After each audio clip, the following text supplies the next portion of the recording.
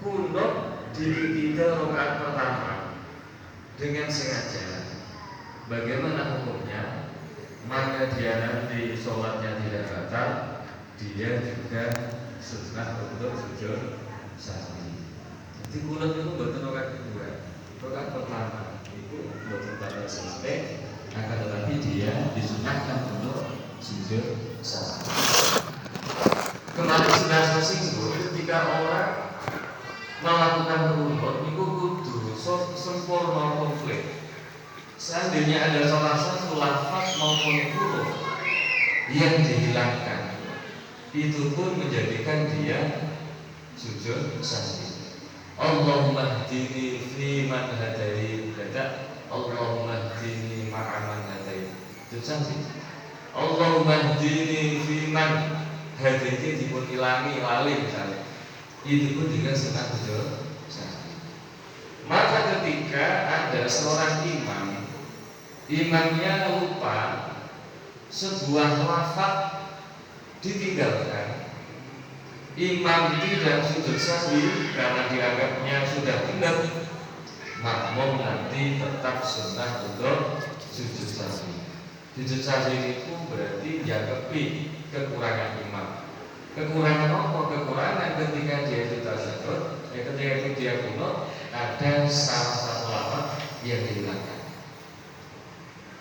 Niku mboten.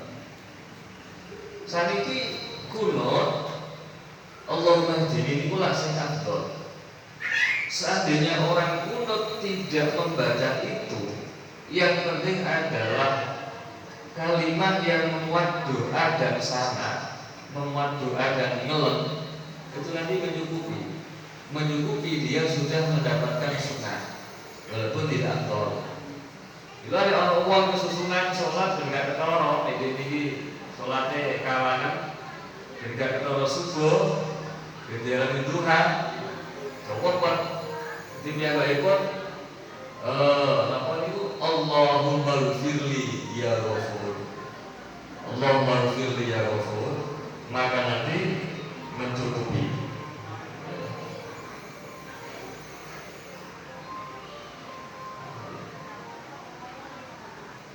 Ya, salah ya. Allahumma hdini, Allahumma ghfirli, ya Allah, Engkau ampuni dosaku. Itulah sebuah doa. Ya Ghafur, wahai Zat yang banyak memberikan ampunan. Seandainya semacam itu sudah mendapatkan sunnah, itulah jilid ya.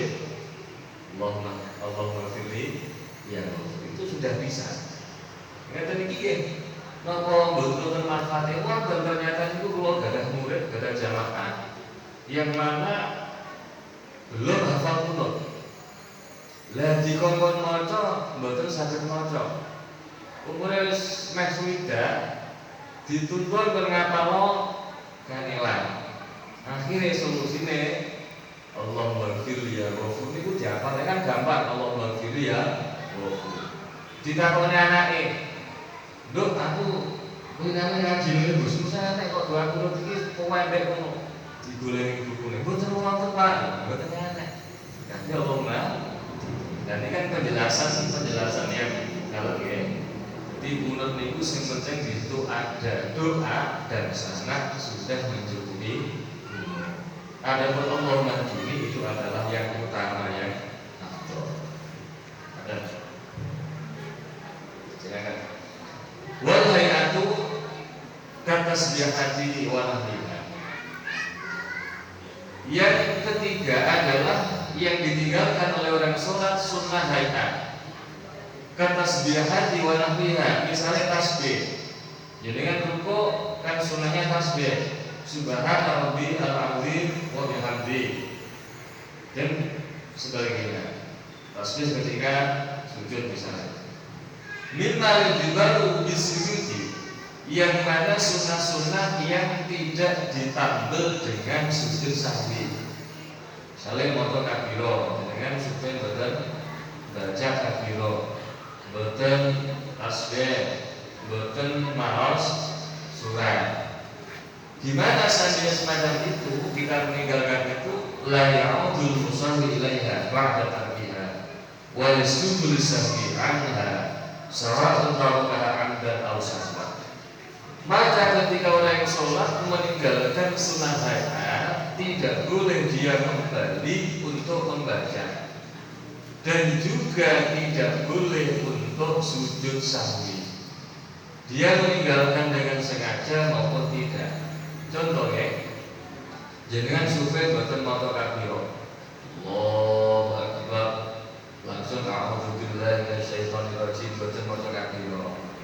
Ngeten niki ketika jenengan sampun maos a'udzubillah, tidak disunahkan lagi untuk kembali membaca doa iftitah. Sunnahnya telah hilang. Ketika jenengan pun a'udzubillah, berarti sunnah kabiro itu pun ical, mboten usah balik maca kabiro. Nggih mboten usah sujud sahwi. Apalagi tidak usah batal ya sholat. Mulai sampai ini mesti wonten kejadian, wonten jalan kula. Gus kula ini asal keterangan betapa pentingnya doa iftitah. Terus kula niki lali mboten maca iftitah. Salate kula batale, balik Allah Akbar maneh. Terus maca doa iftitah. Itu juga tidak boleh. Karena orang ketika sudah Allahu Akbar itu tidak boleh membatalkan sholat kalau enggak ada sesuatu yang sangat mendesak. Dan juga tidak boleh sujud sahwi. Bagaimana ketika dia sengaja sujud sahwi? Ya, jadi wau kula contohnya mboten maca kabiro. Sengaja dia sujud sahwi, padahal tahu bahwa orang yang meninggalkan membaca kabiro itu enggak sunat sujud sahwi. Kok dia sujud sahwi? Berarti sholatnya itu batal.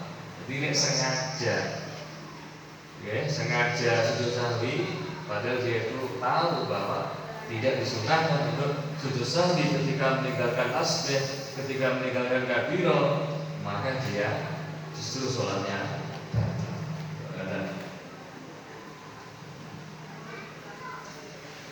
Tapi kalau tidak sengaja bagaimana? Nek mboten sengaja, ya, sujud sahwi, mboten ngertos, nggih mboten batal. Iku nek dia meninggalkan sunnah ya. Jadi nek mau meninggalkan ya pun, ora usah diganti dengan sujud sahwi.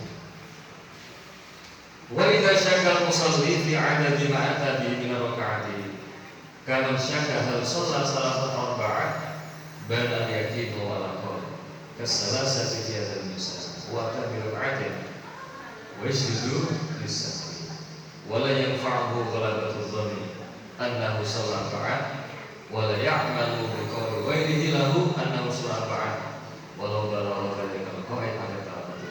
Jadi ya, ketika terjadi keraguan di dalam sholat, orang yang sholat ragu-ragu di dalam bilang rakaat.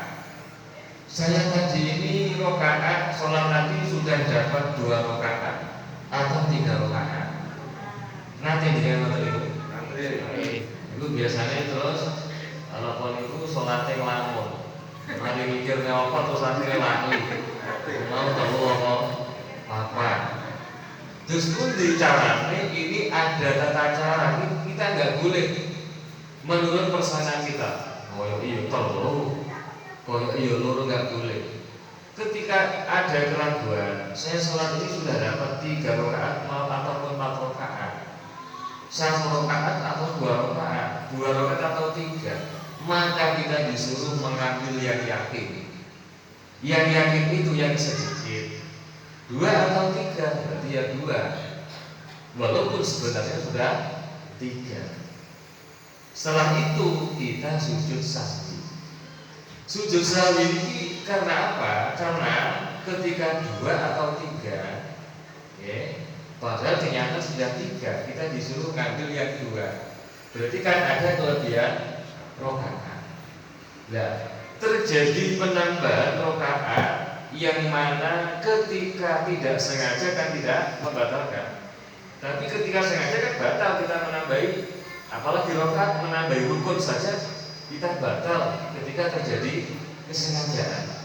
Nah, disitulah letaknya sujud sahwi.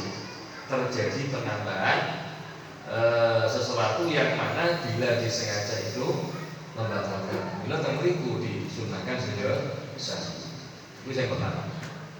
Yang kedua, seandainya kita ragu 2 atau 3, padahal kenyataannya itu 2, berarti kan sholat kita 4 ya, misalnya kisah 2 atau 3, kenyataan 2. Nah, berarti kan rokaat kita kan tetap 4. Mengapa tetap disunahkan untuk sujud sahwi padahal nggak terjadi penambahan? Disunahkan sujud sahwi karena sholat kita itu ada celahnya. Celahnya apa? Terjadi keraguan 2 atau 3. Niku direken ada cacat, sedikit cacat. Milo cacat niku wau ditampil kali sujud di sultan. Niki kata milo kaidah ini yang yakin adalah yang sedikit. Jangan jenengan praktekkan ketika jenengan di warung kopi dan goreng. Aku mau jibok telu apa loro? Jadi kayak kok itu sensitif. Loro ae ya. Nek niku ya sing ngati-ngati. Loro apa telu? Gawe sing akeh. Terusan. Lah sak gawe loro ternyata telu. Berarti kan enggak halal yang satu ini. Luwe hak loro apa telu tak jipok telu padahal loro. Pokoke jaga kalau batu gedang goreng. Ngoten. Ya. Kita nggak boleh mengambil kata-kata orang lain. Di sini dikatakan walau sampai bilangan tamatur. Bilangan tamatur itu sekelompok orang yang mana tidak mungkin mereka berdosa, itu tamatur. Di dalam Fathul Qarib semacam itu. Tapi ini pendapat yang nggak kuat. Ketika nanti ada yang bilang rokaat sampean itu kurang 1, orang yang mengatakan itu sampai bilangan tamatur, nggak mungkin mereka berdosa. Maka nggak harus kita ambil, berarti kurang. Wa sujud sahwi sunnatun kama sabaq. Wa mahallu qabla salat. Sujud sahwi itu sunah sebagai keterangan yang telah kita jelaskan. Tempatnya adalah sebelum salat.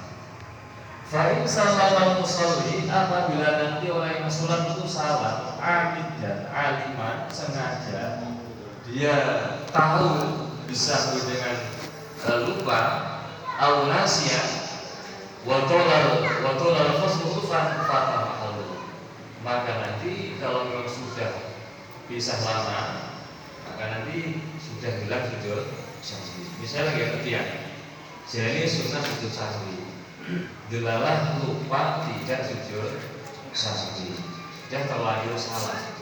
Masa yang sudah lama pun berkembang sujud sahwi. Tapi kalau nanti masanya baru, Assalamualaikum warahmatullahi wabarakatuh, jadi sujud sahwi, kalau sujud sahwi. Saya tidak pun juga, kan tempatnya adalah sujud sahwi. Terus urusan duduk ya. Duduk ini iftiros atau tawarruk. Iftiros itu duduk yang kita lakukan tasawuf awal, namanya iftiros. Tawarruk itu adalah duduk tasawuf akhir. Nah, sebenarnya duduk tawarruk ini adalah duduk yang mana kita hendak salam. Ketika kita mau sujud sahwi, berarti duduk yang kita lakukan itu nanti adalah tetap duduk iftiros. Kalau misalnya yang jenengan mau misalnya badan jelas jenengan mau sujud sahwi. Tasawuf akhir jenengan ini loh ya, yang benar tetap menggunakan duduk iftiros. Bukan duduk tawarruk. Napa alasannya? Duduk iftiros ini adalah duduk yang dilakukan ketika kita itu setelah duduk itu salat. Jadi berduduk ini salat itu duduk tawarruk. Ketika setelah kita tasyahud, walaupun tasyahud akhir, kok kita itu masih melakukan sesuatu, contohnya sujud sahwi, berarti duduk itu iftirah. Itu ngeten Pak. Apa alasannya? Untuk memudahkan. Dia jenengan tesekno mesti ngene nggih gampang. Berarti yang sepuh antara gini sujud dengan ngeten penak pundi? Penak posisi semacam ini.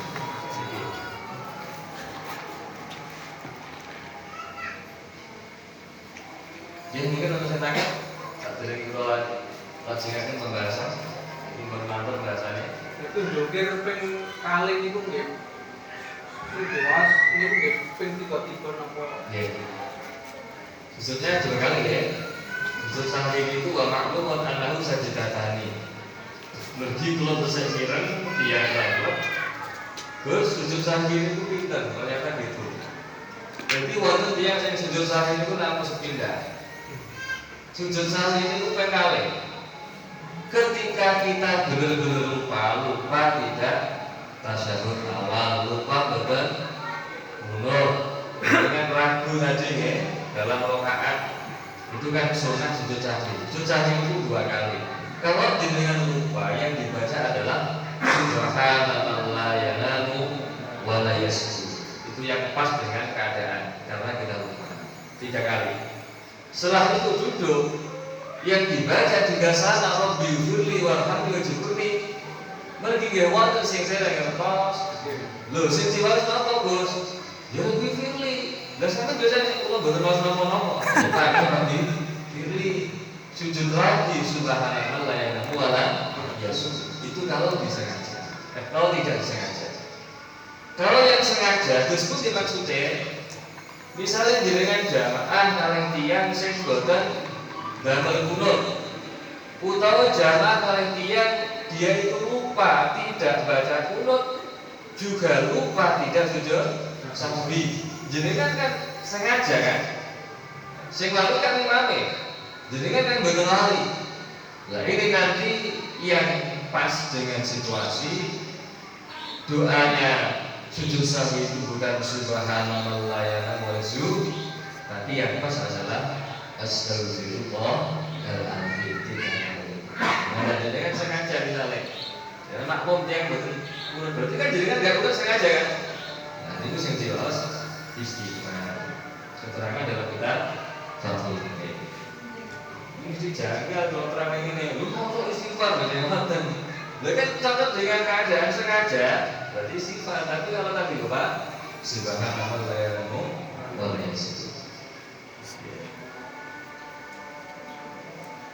Kenapa kalau sengaja?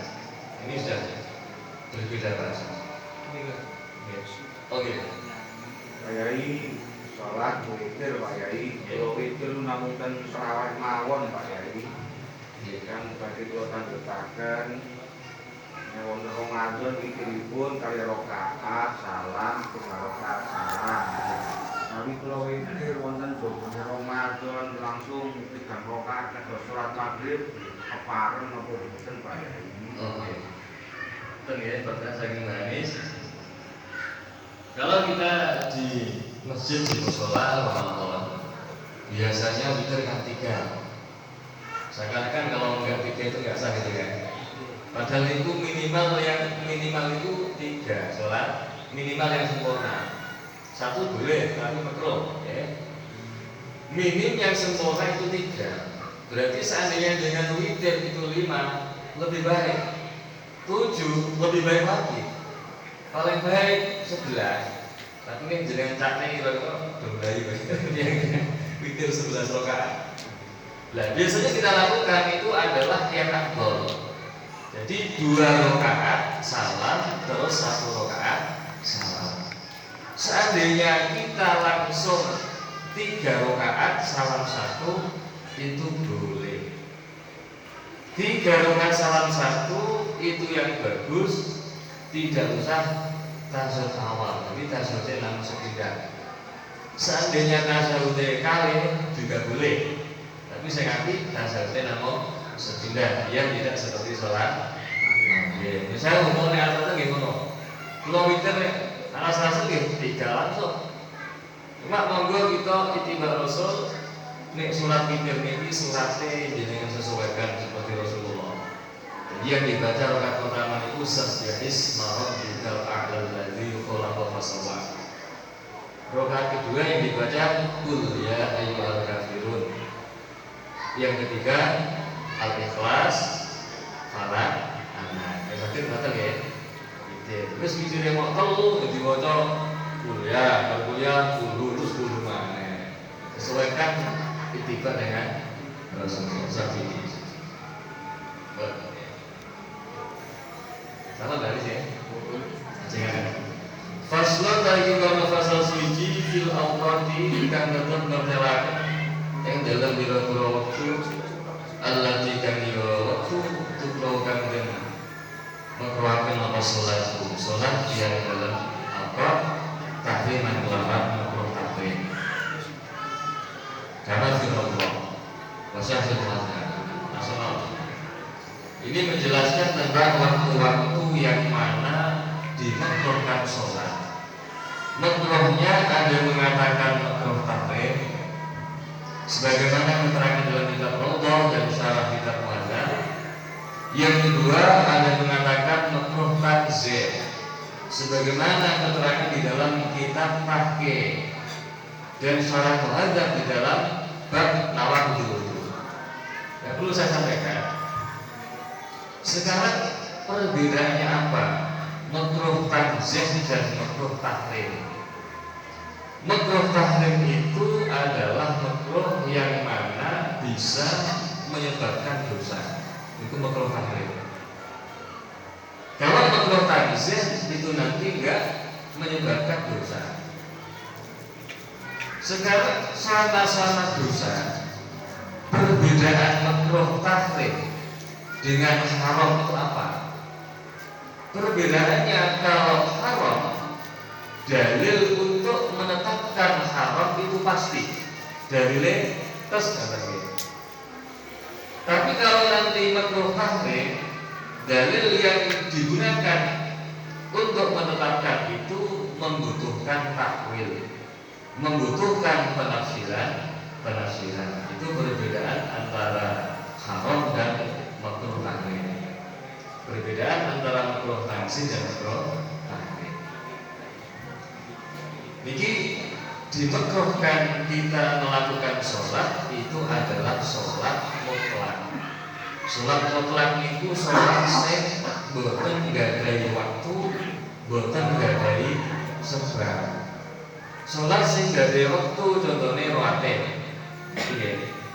Ini boten makruh nanti seandainya jenengan melampaui. Kalau sehingga salah sekali pergi termasuk makruh kan dengan sholat setelah sholat subuh. Yang digunakan pedoman itu bukan waktunya tapi sholatnya. Jenengan 4:30 sholat subuh. Kemudian jenengan jam 5 sholat sunnah mutlak nggak boleh. Jenengan sudah subuh. Tapi kalau ada orang belum subuh jam 5 sholat sunnah mutlak, dia belum subuh. Misalnya 2 rakaat, kemudian jam 5:05 dia sholat subuh, nggak apa-apa. Jadi yang digunakan itu bukan waktunya, jamnya, tapi bagaimana kita tadi sudah sholat subuh atau belum. Setelah sholat subuh, walaupun itu nanti jam 5 kurang seperempat, jenengan kok sholat mutlak tidak boleh, makruh tahrim. Itu sholat mutlak. Tapi kalau jenengan sholat sunnah yang enggak mutlak, misalnya jenengan nonton sholat yang dia, terus jenengan mlebu masjid, sholat tahiyatul masjid, kan ada sebabnya. Sholat yang punya sebab, sholat disebabkan karena kita masuk masjid. Ini juga makruh, walaupun kita habis sholat subuh. Jenengan habis sholat subuh, jenengan nyolati main. Misalnya jam 5, betul apa? Sholat main. Bahkan jenengan misalnya jamaah di masjid, jenengan sampai di masjid sudah diiqomati. Itu kan nggak boleh kita sholat sunnah fajar atau sholat qobliyah subuh. Ini sami ya. Tidak kok fajar sendiri, qobliyah subuh sendiri tidak. Ini jenenge sing akeh, barangnya ya tinggi. Jadi qobliyah subuh itu ya sholat sunnah fajar. jenengan sampai di masjid sampun dimonati. Ini nggak boleh kita sholat sunnah, tapi harus kita jamaah. Lah karena jenengan belum qobliyah subuh, setelah subuh jenengan qobliyah subuh niku mboten nopo-nopo, bukan qadha, nggih. Saya ulangi. Jadi mengerjakan qobliyah setelah sholatnya itu boleh, tidak qadha. Sing qadha itu ngeten. Misalnya hadis niki dereng qobliyah zuhur dikerjakan di waktunya sholat asar. Lho niki mangke qadha karena sudah keluar waktu. Misalnya tadi jenengan belum ba'diyah maghrib, kok jenengan kerjakan setelah isya, berarti itu namanya qadha ba'diyah maghrib. Tapi kalau jenengan kerjakan di dalam waktunya, walaupun itu qobliyah, jenengan kerjakan setelah sholat itu saat misalnya ini ya, bisa. Jenengan tidak qobliyah isya. Jenengan habis isya sudah ba'diyah. Kemudian nanti bangun malam, aku mau durung qobliyah isya. Jenengan qobliyah isya di situ enggak apa-apa. Itu pun tidak dikatakan qadha, tetap ada sunahnya tadi.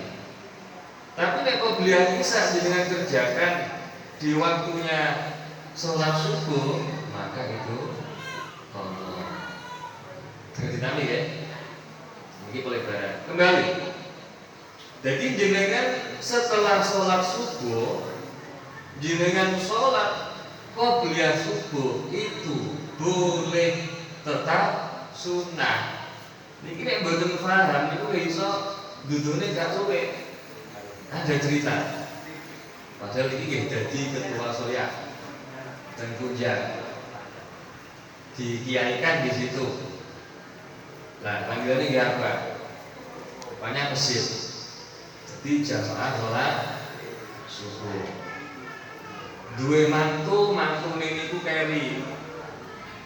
Boten qobliyah subuh. Setelah sholat subuh dia sholat sunnah qobliyah. Niku mantune disalahno. Mantu iki goblok. Lepas sholat subuh kok sholat sunnah orang mulai. Padahal sing ora roh niku monotoane. Delok-delok yang tidak boleh itu adalah sholat sunnah mutlak. Kalau sholat sunnah yang punya waktu, contohnya qobliyah, niku mboten apa-apa. Lho iki nek mboten dibagi kadang mboten. Niku nek napa ba'da subuh kan mboten wonten. Nggih. Salate niku salat ba'da subuh misalnya. Nggih. Niku betul. Sholat ba'da subuh. Nggih. Ya mboten asal. Tadi belum qobliyah. Sampun. Mboten qobliyah. Terus ba'da subuh. Nggih mboten layak situ. Iya. Nah, kalau niatnya ba'diyah sama saja nanti layak situ. Mergo enggak ada ba'diyah subuh. Walaupun dilakukan setelah subuh tapi kan masih qobliyah. Itu betul. Tapi nek ba'da subuh. Terus lagi sesuatu itu kan ada pengecualian ya. Kalau yang khutbah itu ya, lali kata jelas nih. Kalau terangnya, mari kita tingkatkan. Ya. Budal Jumat dirgasi. Padahal kalau itu budalnya buatan gasi. Ketika itu saya menjadi khotib. Kok lali kata omong nih, Pak jauh nih, bagus dengan juga ya. Jadi untuk khotib itu tidak sunnah sholat tahiyatul masjid. Khotib itu sunnah ya, Masjidul Muslimin enggak.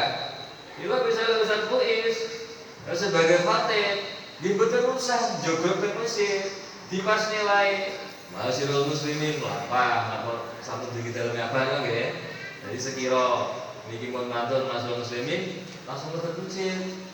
Khotib niku pengecualian mboten sunnah salat tahiyatul masjid, mboten sunnah budal isu. Ana khotib kok budal jam 10, iki khotib sing ora weruh lah nggih. Sebetulnya khotib niku budalnya kiri-kiri karena untuk mempersiapkan korban. Bocor lihat, tiang dulu sungai kan meter sejajar dada mendongak ke atas. Bukan kok berarti emangnya Tuhan di atas, betul-betul ya. Orang sholat kiblatnya adalah Ka'bah, menghadap Ka'bah dengan dada. Kiblatnya doa itu adalah langit. Kondang turunnya rahmat itu dari langit. Ini lo tiang Indonesia itu mendoakan. Ada keterangan dalam kitab Tafsir Munir, barang siapa yang mau berdoa tangan sejajar dada mendengar ke atas, diampuni dosanya 70 tahun. Berapa enak sih gitu? 70 tahun atau 70 dosa itu ya? 70 tahun dosanya. Jadi mau itu lagi. Kalau pulang itu sebenarnya juga pulang itu urusan sendiri sembadani buatan urusannya Allah. Paling enggak kita sudah dapat poin. Diampuni dosa kita selama 70 tahun. Nah ini kira sunai ngeten. Tapi untuk seorang khotib tidak disunahkan berdoa niku mengangkat tangan. Mula khotib itu yang dulu mengangkat tangan berarti khotib sing ora ada pengalaman. Sing bener ngeten lho biasa itu khotib. Pengecualian, jadi sedaya itu ada pengecualian itu. Ini Ustaz Mausul yang ngomong yang khotbah kok ngene-ngene berarti wah itu pengalaman itu.